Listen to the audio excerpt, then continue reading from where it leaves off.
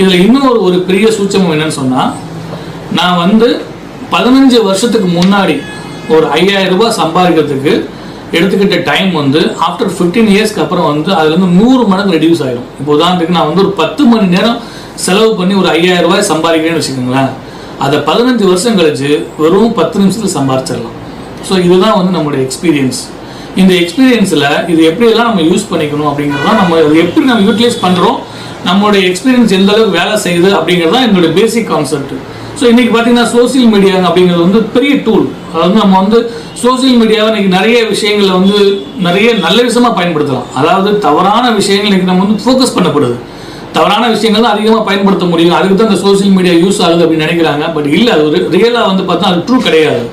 Social மீடியாவை நல்லபடியாக use பண்ணக்கூடியவங்க நிறைய இருக்குது. இப்போ நாங்கள் வந்து பார்த்தீங்கன்னா எங்கள் ஆஃபீஸில் இருந்து வீக்லி ஒரு போஸ்டர் போடுவாங்க, ஒரு இன்டீரியர் பற்றி, கன்ஸ்ட்ரக்ஷன் பற்றி,